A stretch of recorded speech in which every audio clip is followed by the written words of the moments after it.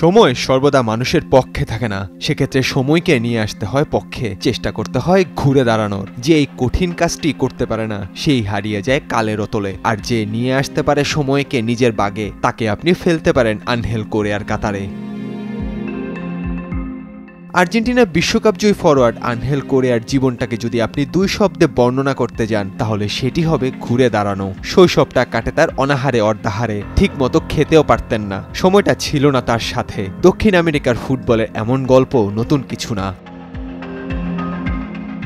কিন্তু দুঃসময়ের পরে আসে সুসময়, আর তখন আর পেছনে ফিরে তাকাতে হয় না কারোরই। আনহেল কোরেয়াকেও পেছনে তাকাতে হয়নি, সবাই দেখেছে তার সুসময়টা, কিন্তু এর পেছনে যে দগদগে একটি ক্ষত রয়েছে সেটি জানতেনই বা কয়জনা। কোরেয়া সেটিই জানিয়েছেন আর্জেন্টাইন সাংবাদিক গাস্তন এদুলোকে দেয়া এক সাক্ষাৎকারে।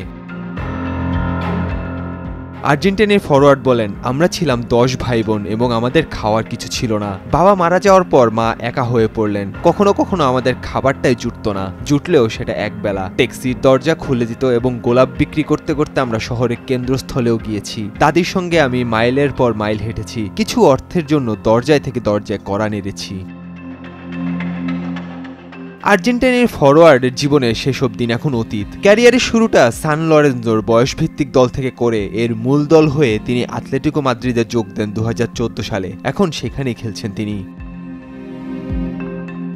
2015 সালে আর্জেন্টিনা অনূর্ধ্ব 20 দলের হয়ে দক্ষিণ আমেরিকার অনূর্ধ্ব 20 প্রতিযোগিতার হন তিনি সেরা খেলোয়াড়। সেখানে চ্যাম্পিয়ন হয় আর্জেন্টিনাও। সে বছরই আর্জেন্টিনা জাতীয় দলে তার অভিষেক। 2021 সালে এসে জেতেন কোপা আমেরিকা, পরের বছর বিশ্বকাপটাও।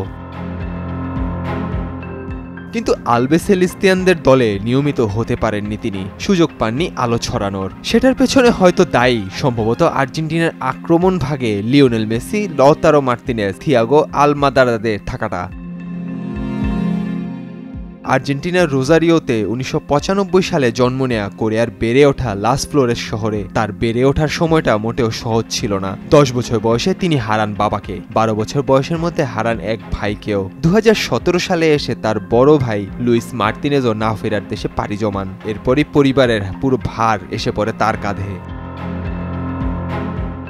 প্রতিনিয়ত এমনই সব প্রতিকূলতার ভেতর দিয়ে পার হতে হয়েছে কোরিয়াকে, কিন্তু সবকিছু উপেক্ষা করে শক্ত হতে তিনি ধরেছেন পরিবারের হাল। ধীরে ধীরে নিজের প্রতিভা দিয়ে জায়গা করে নেন ফুটবলের মঞ্চে। সান লরেঞ্জোর 17 বছর বয়সে পেশাদার ফুটবলার হওয়ার পর প্রথম পারিশ্রমিক তিনি তুলে দিয়েছেন তার মায়ের হাতে। সেই থেকেই শুরু। এরপর আর পেছনে ফিরে তাকাতে হয়নি তাকে, আর পরের কাহিনীটা সবারই জানা। নাহিয়ান আরিফিন, নয়া দিগন্ত।